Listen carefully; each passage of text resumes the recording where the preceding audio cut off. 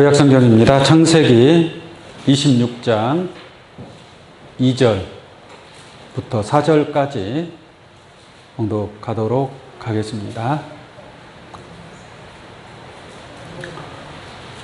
창세기 26장 2절입니다.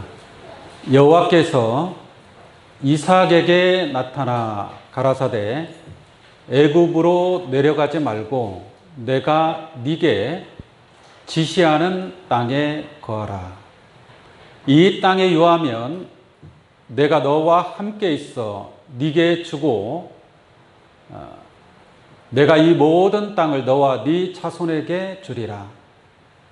내가 네 아비 아브라함에게 맹세한 것을 이루어 네 자손을 하늘의 별과 같이 번성케 하며 이 모든 땅을 네 자손에게 주리니 네 자손을 인하여 천하 만민이 복을 받으리라.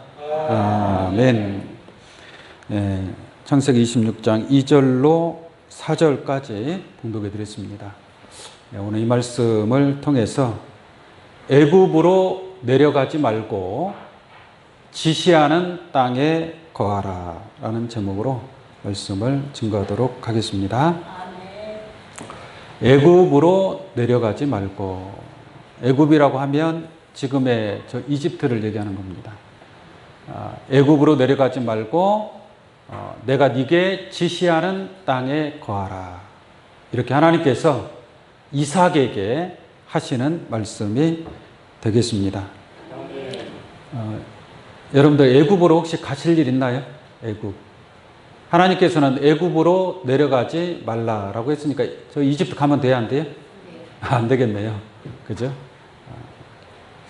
이 애굽이 어디를 가리켜서 애굽이라고 하는지, 왜 애굽에 내려가면 안 되고, 그리고 하나님이 내가 네게 지시하는 땅에 거하라라고 말씀하고 있는데, 하나님께서 가리키고 있는 그 지시하는 땅이 어딘가 분명하고 확실하게 깨달아서 하나님 지시하는 땅에 거할 수 있는 여러분들의 신앙이 되기를 원합니다.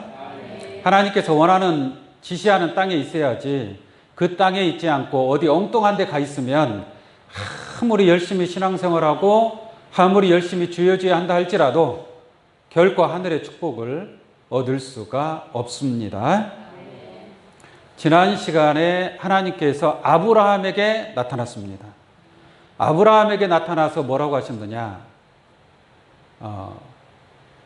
여호와께서 아브라함에게 이르시되 너는 너의 본토 친척 아비집을 떠나라 라고 말씀하고 있습니다.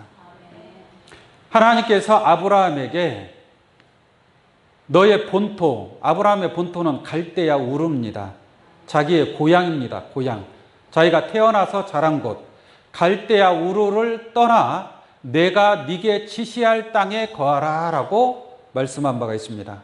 그래서 그 말씀을 듣고 아브라함은 자기의 모든 것을 다 버리고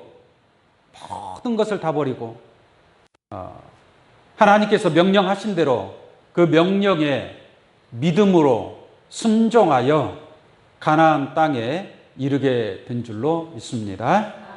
그래서 그 가나안 땅은 곧 젖과 꿀이 흐르는 땅이다라고 성경은 말씀하고 있습니다. 그래서 하나님께서 아브라함에게 너는 본토 친척 아비집을 떠나 내가 네게 지시할 땅에 거하라. 그래서 아브라함은 나아간 줄로 믿습니다. 믿음으로 장래 기업을 얻을 땅에 갈 바를 알지 못하고 나아갔다라고 성경은 그렇게 기록하고 있습니다.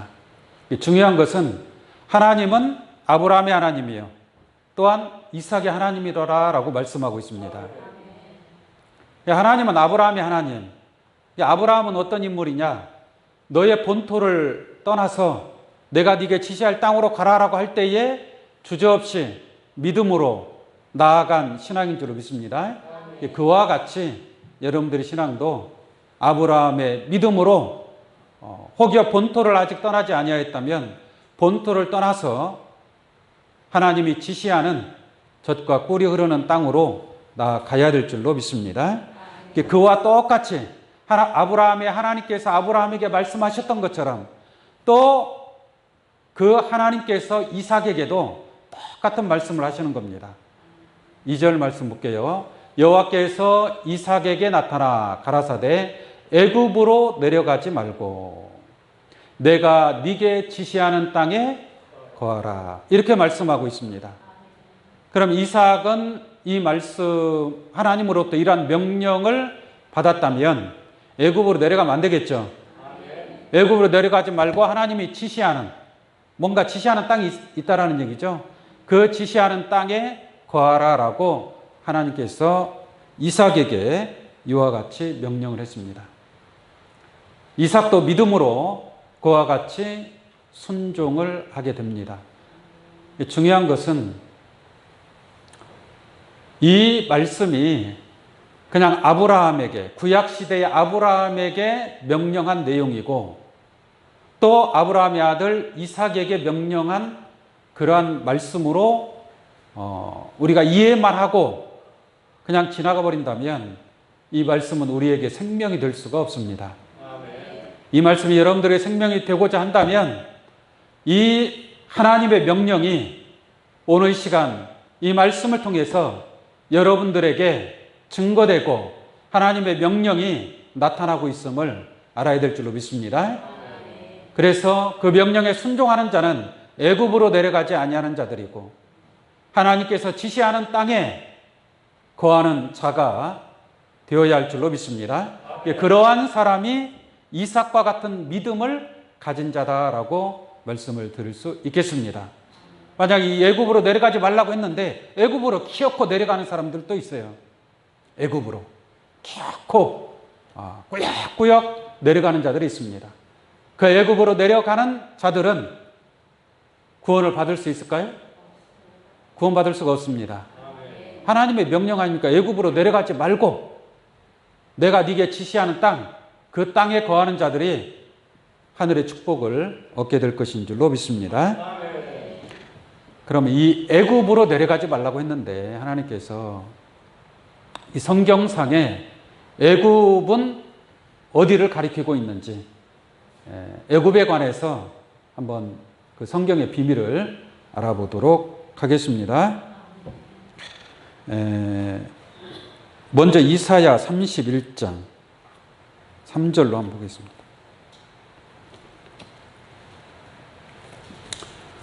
이사야 31장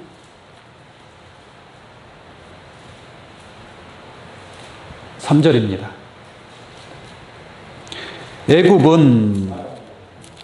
애굽은 해롭고 애굽은 사람이요 신이 아니며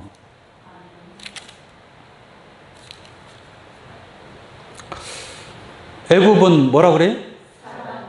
사람이요 신이 아니며. 그러면 애굽으로 내려간다는 것은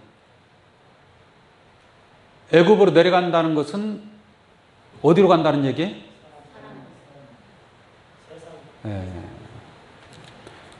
31장 1절 한번 보겠습니다. 31장 이사야 31장 1절 한번 볼게요.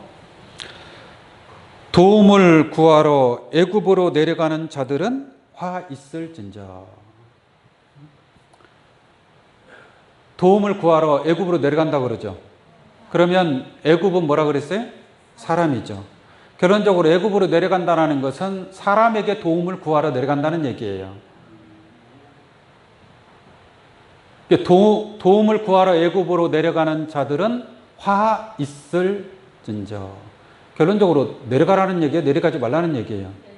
내려가지 말고 애굽으로 도움을 구하러 내려가봐야 애굽은 사람에 불과하지 않다 이 말이에요. 사람이 도와야 얼마나 도울 수 있겠습니까? 우리가 도움을 구하러 사람에게 가야 돼요? 하나님께 가야 돼요?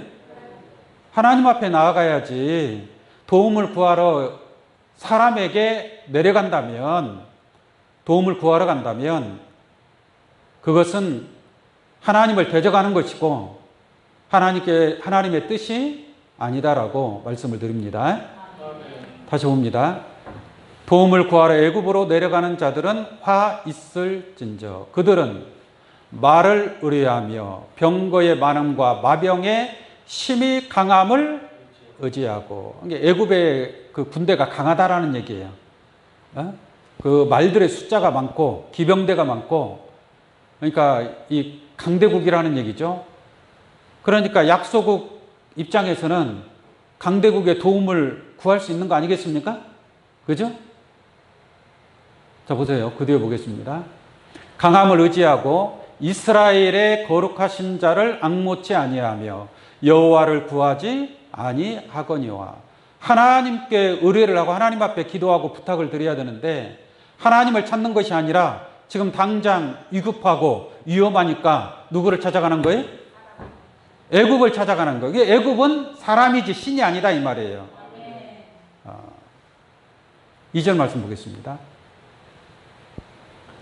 여호와께서도 지혜로우신 즉 재앙을 내리실 것이라. 결론적으로 애굽으로 내려가면 어떻게 되는 거예요? 재앙의 심판을 받는 겁니다. 그 말을 변치 아니하시고 일어나서 악행하는 자의 집을 치시며 행악을 돕는 자를 치시리니.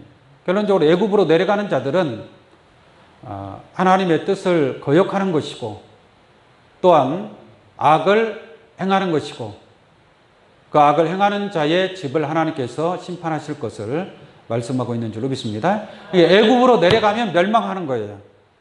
애굽에 하나님께서 그 모세 때 10가지 재앙을 내렸죠.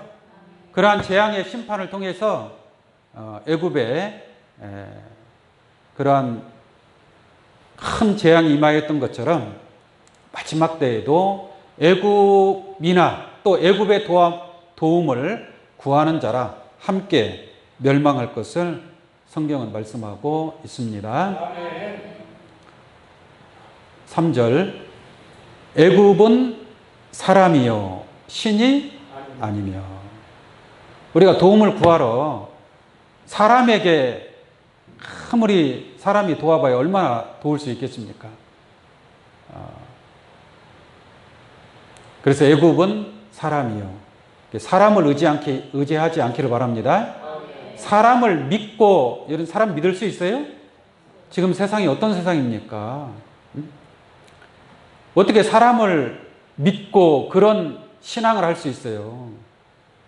우리가 지금 믿고 있는 것은 사람을 믿는 것이 아니라 하나님을 믿고 나아가는 줄로 믿습니다.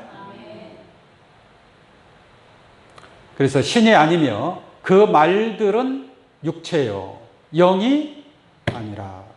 그 말들은 애굽에 말들이 많다고 그랬잖아요. 말들은 전부 다 뭐예요? 육체란 말이에요. 육체에 속한 자들이에요. 육신에 속한 그 수많은 사람들이 있어봐야 그들을 통해서 도움을 얻을 수 있겠습니까? 얻을 수 없다는 얘기예요. 그 말들은, 애굽에 속한 말들은 다 뭐예요? 육체란 말이에요. 육체에 속한 자들이란 말입니다. 영이 아니란 말이에요. 영의 사람들이 아니고 육에 속한 사람들이란 말이에요. 육에 속한 사람들. 사람은 많죠. 사람은 많아요, 안 많아요? 애굽에는 사람이 많아요. 일꾼들도 많아요. 네? 성도 엄청나게 커요. 성이 커요. 그러나 그 속에 있는 자들은 영이 아니고 육체에 속한 자들인 줄 믿습니다. 그 육체를 의지해서 얻을 수 있는 것은 아무것도 없습니다. 할렐루야. 하나님의 하나님의 영을 통해서 여러분들이 하나님 앞에 도움을 받을 수 있는 것이지 그 육체의 사람들을 통해서 도움받을 수 없다는 것을 알기를 원합니다. 이사야 36장 6절 한번 보겠습니다. 보라, 네가 애굽을 의뢰하도다. 그것은 상한 갈대 지팡이라. 애굽을, 많은 사람들이 애굽을 의지해요. 기왕이면 사람이 많은 데가 좋아요? 적은 데가 좋아요? 좀 많은 데가 좋죠. 크고 아름답고 멋있게 보이는 데가 좋죠. 근데 그런 데는 비유로 말하자면 애굽과 같다는 얘기예요. 애굽과. 그래서 많은 사람들이 애굽을 의뢰하는도다. 그것은 상한 갈대 지팡이와 일반이라. 지팡이는 지팡이인데 나이 드신 분들 허리가 좀 안 좋으면 지팡이를 짚죠. 그 의지하는 겁니다. 지팡이를 의지하는 거예요. 그런데 의지하는데 이것은 어떤 단단한 막대기로 만든 지팡이가 아니고 갈대 지팡이라는 얘기예요. 갈대 지팡이. 갈대 지팡이니까 힘이 있어요, 없어요? 힘이 없죠. 그것을 그냥 너무 의지하다 보면은 이 갈대 지팡이가 부러져 버린다는 얘기죠. 보세요. 상한 갈대 지팡이라. 그것도 갈대 지팡이도 그냥 갈대 지팡이가 아니고 뭐예요? 상했다는 얘기죠. 그러니까 무조건 부러질 수밖에 없는 지팡이인 줄로 믿습니다. 그걸 의지하면 돼요, 안 돼요? 안 돼요. 그 지팡이가 뭐라는 얘기예요? 애굽이라는 얘기예요. 애굽은 그와 같다는 얘기예요. 그러니까 이 애굽에 속한 사람들이 여러분들한테 뭔가 도움을 줄 것 같죠? 그 사람을 의지하고 그 사람의 말을 믿고 그 사람의 뜻에 따라서 움직인다 할지라도 여러분들에게 돌아오는 것은 갈대 지팡이와 같다는 얘기예요. 아무런 도움이 되지 않는다. 도리어 망하는 길이다라는 것을 알기를 원합니다. 애굽을 의지하면 안 된다라는 얘기예요. 하나님을 의지해야지 어떻게 애굽을 의지합니까? 그래서 갈대 지팡이와 일반이라. 사람들이 그것을 의지하면 손에 찔려 들어가리니 애굽 왕 바로는 그 의뢰하는 자에게 이와 같으리라 라고 말씀하고 있습니다. 하나 더 보도록 하겠습니다. 이사야 30장 7절 한번 보겠습니다.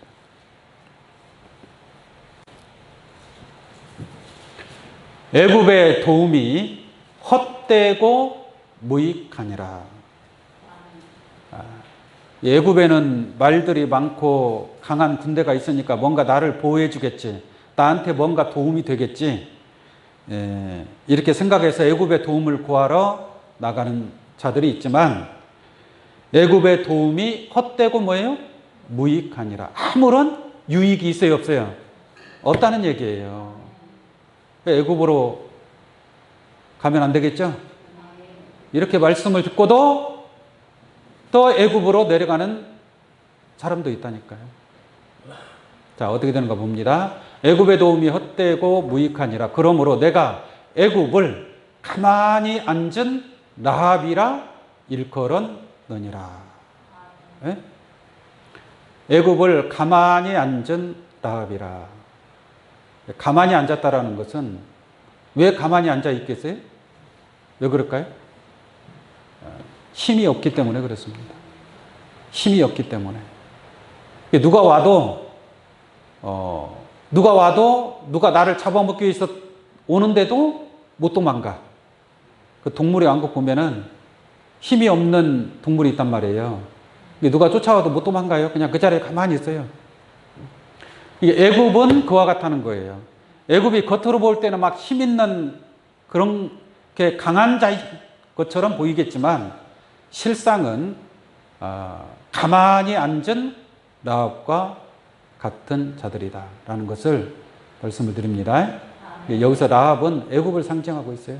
멸망받을 애굽을 가리켜서 라합이라고 말씀하고 있습니다.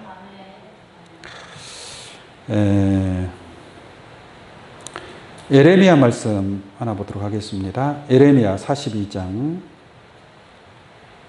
15절, 17절로 보겠습니다.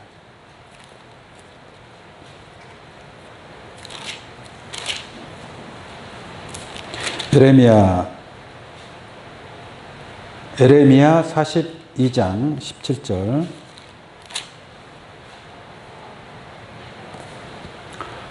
너희 유다의 남은 자여 이제 여호와의 말씀을 들어라.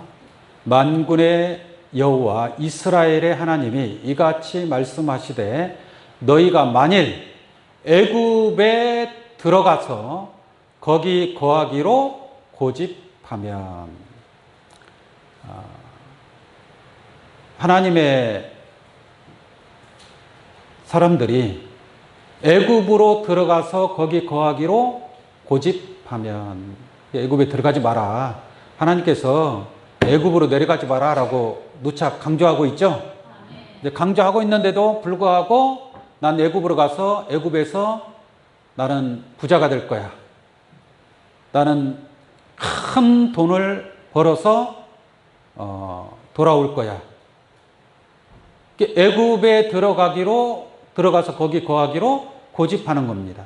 고집. 결론적으로 애굽은 사람이고 육체라 그랬죠. 그래서 애굽은 세상을 가리키고 있습니다. 애굽은 실질적으로 저 이집트를 얘기하는 것이 아니라 애굽은 이 세상을 가리켜서 애굽이다라고 말을 하고 있습니다. 애굽에 하나님께서 10가지 재앙을 내렸습니다. 그것은 그림자적으로 보여주는 거예요. 그래서 결론적으로 이 세상 가운데 하나님께서 전무후무한 그런 환란의 심판이 있을 것을 말씀하고 있는 줄로 믿습니다. 이게 애굽으로 들어가면 뭘 받는다는 얘기예요? 심판을 받는다는 얘기예요. 애굽으로 내려가면 심판을 받을 수밖에 없기 때문에 하나님께서 애굽으로 내려가지 말고 하나님이 지시하는 땅에 거하라라고 말씀하고 있는 줄로 믿습니다. 그러면 이 말씀을 통해서 볼 때 하나님께서 그와 같이 우리에게 명령을 했다면 우리는 애굽으로 내려가야 되는 것이 아니라 어디에 거하는 자가 되어야 돼요? 하나님께서 지시하는 그 땅이 어디인가를 깨닫고 그 땅에 거할 수 있는 그러한 신앙이 되어야 그것이 하나님의 뜻대로 행하는 자고 하나님 명령에 순종하는 자가 될 것인 줄로 믿습니다. 아멘. 에레미야 42장 16절 보겠습니다. 너희의 두려워하는 칼이 애굽 땅으로 따라가서 너희에게 미칠 것이요 너희의 두려워하는 기근이 애굽으로 급히 따라가서 너희에게 임하리니 너희가 거기서 뭐요? 죽을 것이요. 결론적으로 애굽의 도움을 구하라. 애굽으로 돌아가서 애굽에서 열심히 살아. 잘 된다 할지라도 돈을 많이 벌어서 세상에 내려가서 그렇게 산다 할지라도 하나님께서 칼로, 기근으로, 연병으로 심판할 것을 말씀하고 있는 줄로 믿습니다.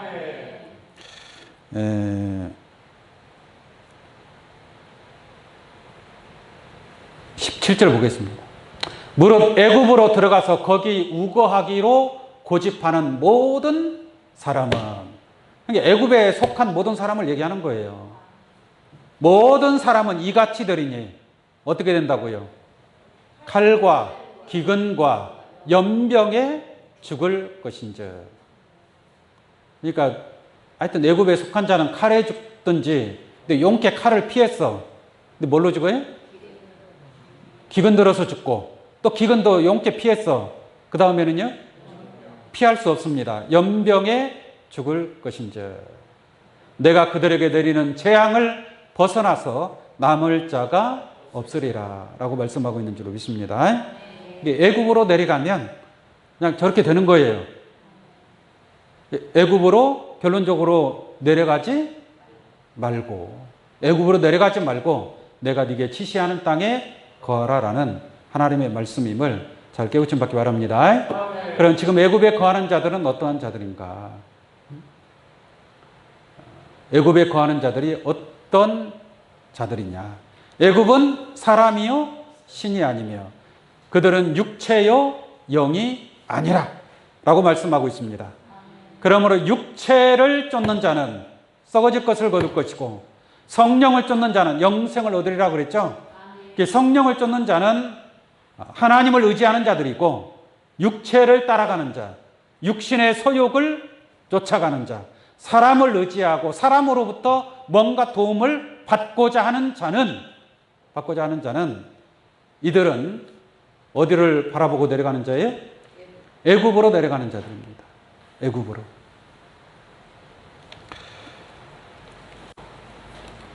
자, 요한복음 1장을 한번 보겠습니다. 요한복음 1장 12절부터 보겠습니다. 요한복음 1장 12절. 영접하는 자, 곧 그 이름을 믿는 자들에게는 하나님의 자녀가 되는 권세를 주셨으니. 하나님의 뭐가 돼요? 자녀가 되는 거예요. 하나님의 자녀가. 하나님의 자녀는, 여러분들의 자녀는 여러분들 몸속에서 나온 거잖아요. 그잖아요? 하나님의 자녀는 어디서 나오는 거예요? 하나님 속에서 나오는 게 하나님의 자녀란 말이에요. 그래서 그들을 가리켜서 우리는 하나님의 아들들이라고 얘기하는 거예요. 자, 그러면 그 하나님의 자녀가 되는 권세를 뭐예요? 주셨으니. 권세를 주셨으니 13절 이는 혈통으로나 육정으로나 사람의 뜻으로 나지 아니하고 혈통으로나 육정으로나 사람의 뜻으로 나지 아니하고 그렇다면 혈통으로 육정으로 사람의 뜻으로 난 자도 있다는 얘기잖아요. 독생자 예수 그리스도를 영접하는 자는 하나님의 자녀가 되는 권세를 주신다 그랬죠? 이게 이들은 사람의 뜻으로 난 거예요? 사람의 뜻으로 난 자예요? 아니라는 얘기잖아요. 이게 사람의 뜻으로 난 자는 하나님의 자녀예요? 사람이에요? 사람이라니까요, 사람. 이게 애굽은 뭐라 그랬어요? 사람이요라고 했잖아요. 이게 애굽이 실상이 저 애굽을 얘기하는 게 아니잖아요. 애굽으로 내려가지 말라는 것은 혈통으로 육정으로 사람의 뜻으로 난 자들은 어디에 속한 자들이에요? 애굽에 속한 자란 말이에요. 애굽은 사람이요라고 했잖아요. 그러니까 혈통으로 육정으로 사람의 뜻으로 난 자들은 애굽에 속한 자들이고 영적으로 보자면 그렇다는 얘기예요. 그러나 하나님께로서 난 자가 있죠. 혈통으로 육정으로 사람의 뜻으로 나지 아니하고 오직 누구로부터? 하나님께로서 난 자들이니라. 하나님께로서 난 자들은 사람이에요? 하나님의 아들이에요? 하나님의 아들이란 말이에요. 사람의 차원을 넘어섰다는 얘기예요.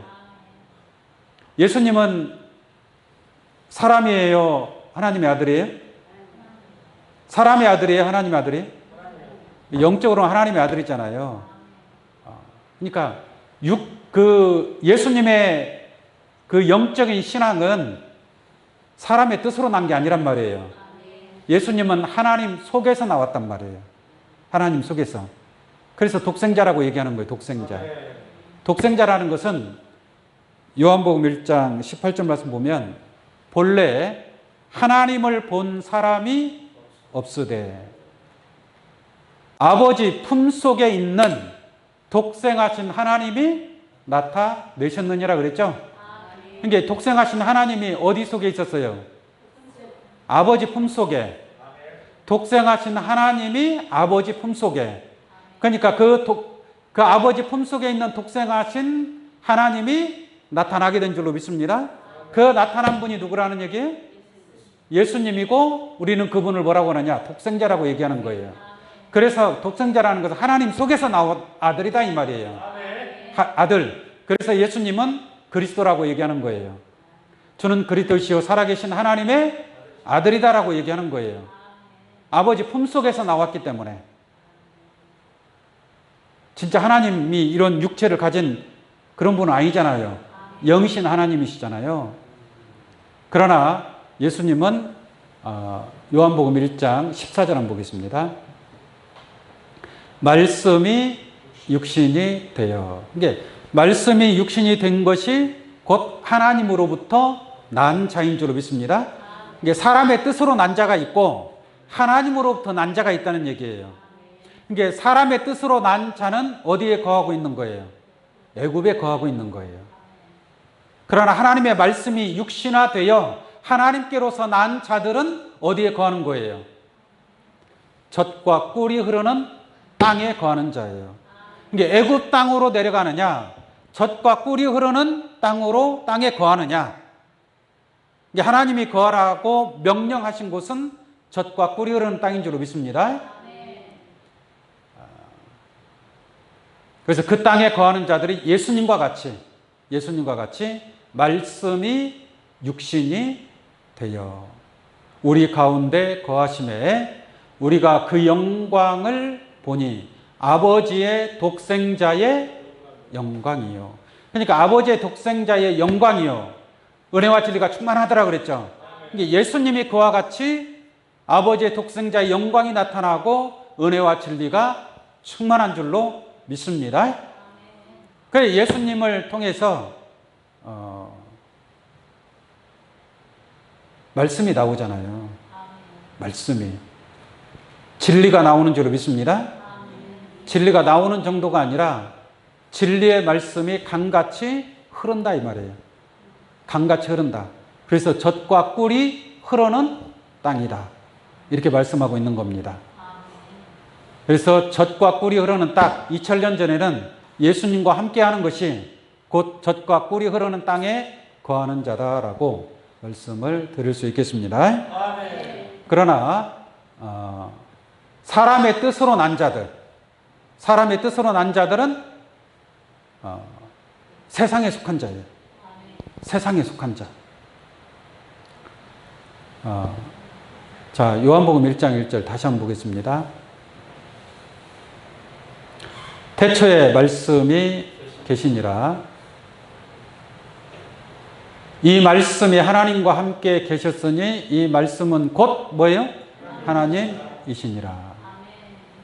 말씀이 곧 하나님이니까 여러분들이 하나님으로부터 난다라는 것은 무엇을 통해서 나와야 된다는 얘기예요?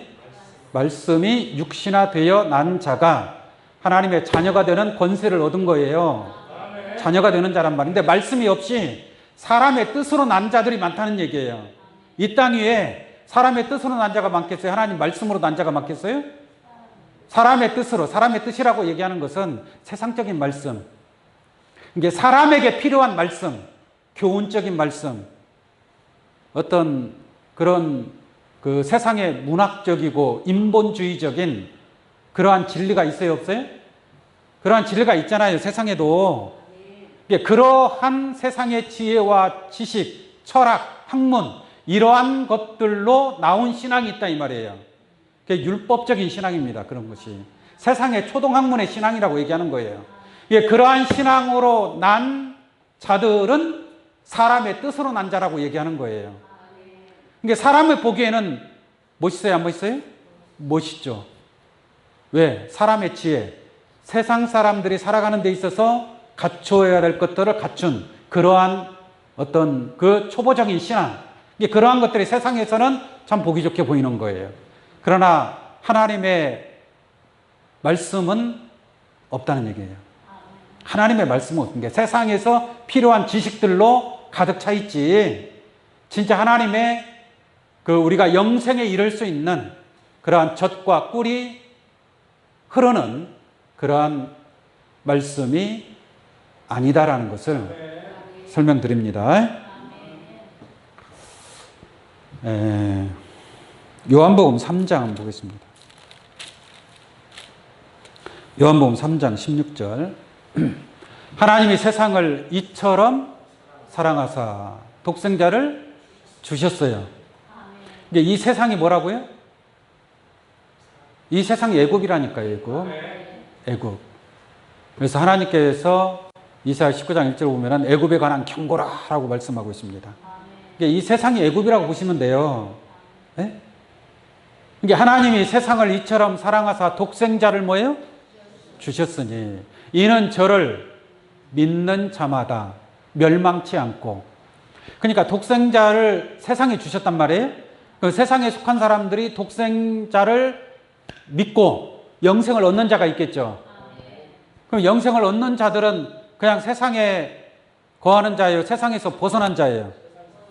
세상에서 벗어나야 되겠죠. 독생자를 통해서 사람의 뜻으로 났지만 이제는 무엇으로 나야 돼요? 하나님의 말씀으로 다시 태어나야 된다니까요. 육으로 난 것은 육이고 성령으로 난 것은 영이니, 그래서 거듭나야 된다라고 말씀하고 있죠. 그러니까 이 세상, 예수님 당시에 바리새인 율법사들의 세상입니다. 예수님 당시에. 그러니까 예수님 많이 핍박을 받았죠. 예수님 핍박을 받은 거예요. 많은 바리새인 율법사들이 있는 가운데에서 예수님이 독생자로 오셨습니다. 그 바리새인 율법사들도 하나님을 믿어야 안 믿어요? 믿는단 말이에요. 그 믿는 사람들이 꽉 찼단 말이에요. 네 지파의 제사장들, 바리새인, 율법사, 사두개인들, 수많은 종교 지도자들이 있다는 얘기입니다. 이게 그들의 세상이란 말이에요. 이게 그들의 세상이 세상 가운데 예수님이 독생자로 오셨고 그 독생자를 믿는 자는 멸망하지 않고 영생을 얻는다. 그러나 그 독생자를 믿지 않는 자들은 그냥 세상에 머물러 있는 자들이 되는 거죠. 세상에 머물러 있는 자. 그러나 예수님은 세상에 속한 자가 아니죠. 예수님은 하늘에 속한 자입니다. 하늘에 속한 자. 그러나 바리새인과 율법사들은 어디에 속한 자예요? 세상에 속한 자. 결론적으로 애굽에 거하는 자들이고 예수님은 애굽에 거하는 자예요? 애굽에 거하는 자가 아니라는 얘기죠. 비유적으로 말하자면 애굽에 거하는 자가 아니라 젖과 꿀이 흐르는 땅에 거하는 자다라고 말씀드릴 수 있겠습니다. 우리 계시록 11장 8절 한번 보겠습니다. 계시록 11장 8절입니다.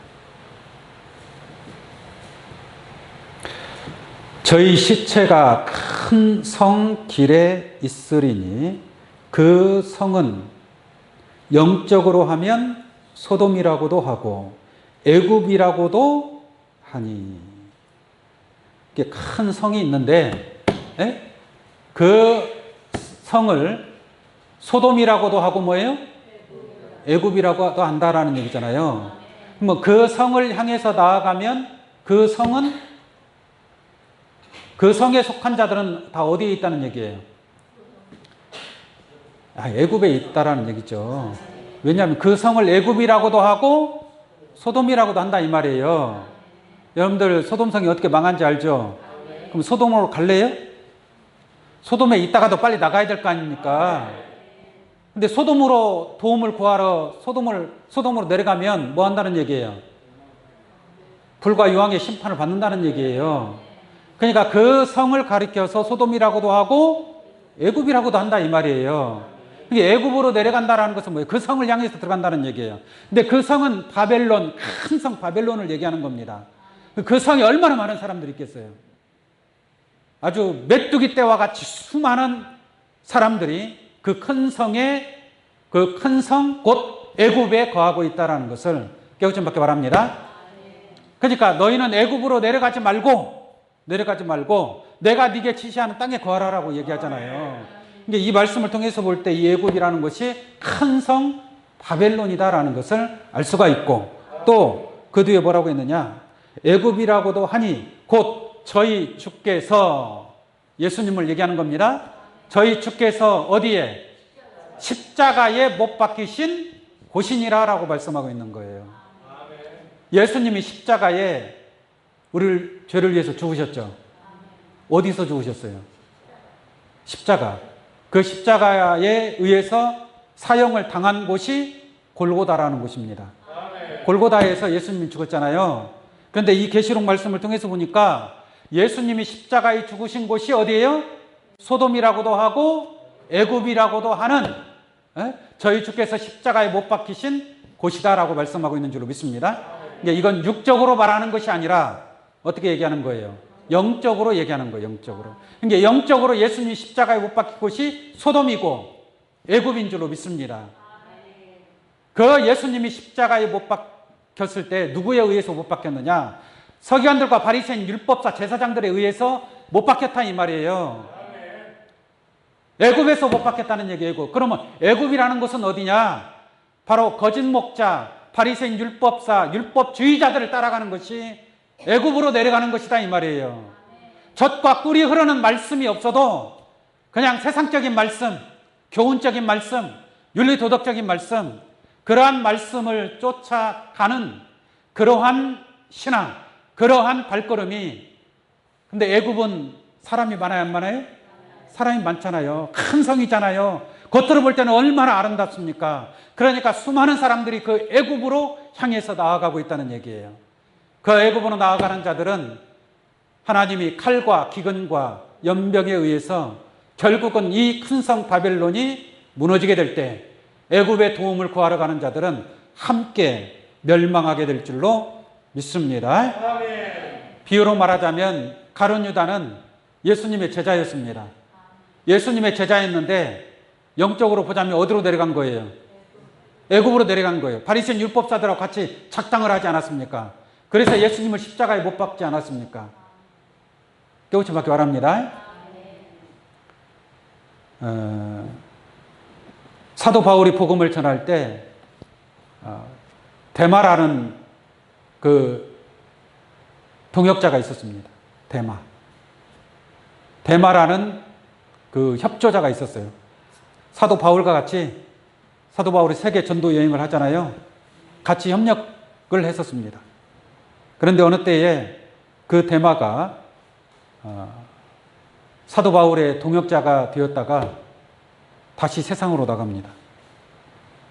한번 그 내용 한번 잠깐 보도록 하겠습니다. 디모데후서 4장 10절입니다. 디모데후서 4장 10절. 데마는 보세요. 데마는 이 세상을 뭐하여? 사랑하여. 데마는 세상을 사랑했대요. 근데 데마가 어떠한 자인가 보면은 빌립보서 1장 24절 한번 보겠습니다. 빌립보서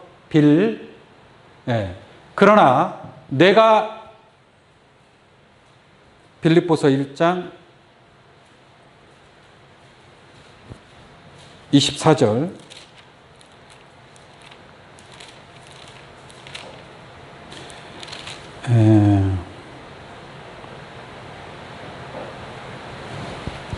빌레몬서를 한번 보겠습니다. 빌레몬서.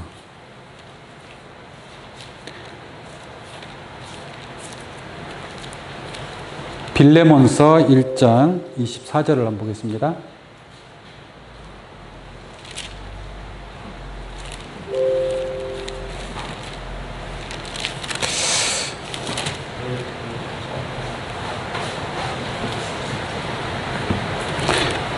빌레몬서를 찾으려니까 빌레몬서 1장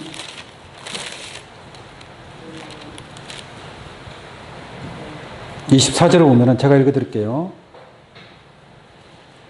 사도 바울이 하는 얘기입니다. 사도 바울이 뭐라고 하냐면 그리스도 예수 안에서 나와 함께 갇힌 자 에바 브로와 또한 나의 동역자 마가 아리스다고 그 다음에 누가 있어요? 데마가 있어요. 데마. 이게 데마는 누구의 동역자예요? 바울의 동역자란 말이에요. 근데 바울의 동역자가 데마라는 데마 나오죠? 데마가 바울의 동역자였는데 다시 디모데후서 4장 10절 보겠습니다. 디모데후서 4장 10절. 데마는 이 세상을 사랑하여 나를 버렸다는 건 이제 베드로를 떠났다는 아니죠. 사도 바울을 떠나갔다는 얘기예요. 뭘 사랑하여? 세상을 사랑하여 나를 버리고 떠나갔다 이 말이에요. 데살로니가로 갔고. 이게 어디로 가는 거예요? 애굽으로 가는 거예요. 애굽으로. 영적으로 보자면 애굽으로 가는 거예요. 애굽으로. 결론적으로 하나님은 애굽으로 뭐 하지 말라? 내려가지 말라 이 말이에요. 애굽으로 내려가면 하나님께서 끝까지 심판하실 것을 말씀하고 있음을 깨우침 받기를 바랍니다. 마태복음 24장 17절 말씀에 어떤 말씀이냐면 로세처를 생각하라라고 있어요. 로세처를 생각하라. 지붕 위에 있는 자가 집 안에 있는 물건을 가질러 뭐요? 내려가지 말라. 내려가지 말라는 것은 뭐 애굽으로 내려가지 말아라. 집 안에 있는 물건을 가질러 내려가지 말아라 이거예요. 지붕 위에 있는 자는 어디에 속한 자예요? 하늘에 속한 자란 말이에요. 하늘에 속한 자가 집 안에 있는 물건을 가지러 내려가는 것은 애굽으로 내려가는 거예요. 세상 것을 사랑해서 데마가 가룟 유다가 세상을 사랑해서 다시 세상으로 내려간다 이 말이죠. 내려가지 말라라고 분명하게 말씀하고 있는 줄로 믿습니다. 이것은 하나님의 명령인 줄로 믿습니다. 하나님의 명령입니다. 요한복음 12장 49절. 내가 내 자의로 말한 것이 아니요. 예수님도 내 자의로 말한 것이 아니라. 그런데 하나님께서 이삭에게 직접 말을 했잖아요. 하나님이 아브라함에게 직접 말을 했잖아요. 본토를 떠나서 내가 네게 지시할 땅으로 가라. 애굽으로 내려가지 말고 내가 네게 지시하는 곳에 거하라 라고 하나님이 직접 명령한 줄로 믿습니다. 그런 것처럼 예수님 말씀 보세요. 내가 내 자유로 말한 것이 아니에요. 나를 보내신 아버지께서 나의 말할 것과 이룰 것을 친히 명령하여 주셨으니, 하나님이 친히 명령하신 줄로 믿습니다. 그 다음 뭐라고 했습니까? 50절. 나는 그의 명령이 영생인 줄 아노라. 할렐루야. 예수님도 나는 그의 명령이 영생인 줄, 하나님의 명령이죠. 하나님의 명령에 순종하는 것이 곧 무엇이다? 영생이다 이 말이에요. 하나님께서 아브라함을 통해서 말씀해 주신 줄로 믿습니다. 이삭을 통해서도 우리에게 말씀을 주셨습니다. 어떻게 주셨나요? 애굽으로 내려가지 말라. 세상으로 내려가지 말라. 젖과 꿀이 흐르는 그 땅에 거하라 이 말이에요. 여러분들은 사실상 젖과 꿀이 흐르는 땅으로 달려온 줄로 믿습니다. 애굽 세상에서 살 때에, 애굽 세상에서 살 때에 같이 함께 지냈던 부모, 형제, 자매, 자식, 전토 다 버리고 젖과 꿀이 흐르는 땅으로 달려온 줄로 믿습니다. 젖과 꿀이 흐르는 땅이 하나님이 약속한 그 약속의 땅이란 말이에요. 그 땅에서는 젖과 꿀이 흘러야 되겠죠. 젖과 꿀이 뭐라고 그랬어요? 신령한 하나님의 말씀인 줄로 믿습니다. 세상에 속한 말씀이 아니라, 육신에 속한 말씀이 아니라 신령한 하늘의 말씀이 강같이 흐르는 그 젖과 꿀이 흐르는 땅에서 하나님의 축복이, 하나님의 나라가 이루어지게 될 것인 줄로 믿습니다. 하나만 더 보도록 하겠습니다. 사무엘상 14장 25절 한번 보겠습니다. 사무엘상 14장 25절. 제가 그냥 쭉 읽어갈게요. 그들이 다 숯불에 들어간 즉 땅에 꿀이 있더라. 땅에 뭐가 있어요? 꿀이 있어요. 그 다음, 백성이 숯불로 들어갈 때에 꿀이 흐르는 것을 뭐요? 보고도. 대단하잖아요. 꿀이 흐르는 땅이 어디예요? 하나님이 지시하는 땅이고 가나안 땅 아닙니까? 그런데 저기 지금 꿀이 흐르는 것을 보고도, 꿀이 흐르면 먹어야 돼, 안 먹어야 돼요? 먹어야 돼요. 먹어야 되는데 백성들이 먹지를 못해. 못 먹어. 왜? 저거 먹으면, 그때 사울왕 시대거든요. 블레셋과 전쟁할 때 사울왕이 뭐 식물을 입에 대지 말라고 했어요. 만약에 식물을 입에 대면 재앙을 받을 것이라고 그랬단 말이에요. 그러니까 백성들이 두려워서 그 꿀이 막 흐르고 있는데도 피곤하고 지쳤는데 꿀이라도 먹으면 힘을 낼 거 아니에요. 그런데 먹지를 못하는 거예요. 그런데 그 뒤에 한번 보겠습니다. 27절. 요나단은 그 아비가 맹세로 백성에게 명할 때에 듣지 못하였으며, 사울이 하는 말을 못 들었단 말이에요. 그런 명령을 못 받았어요.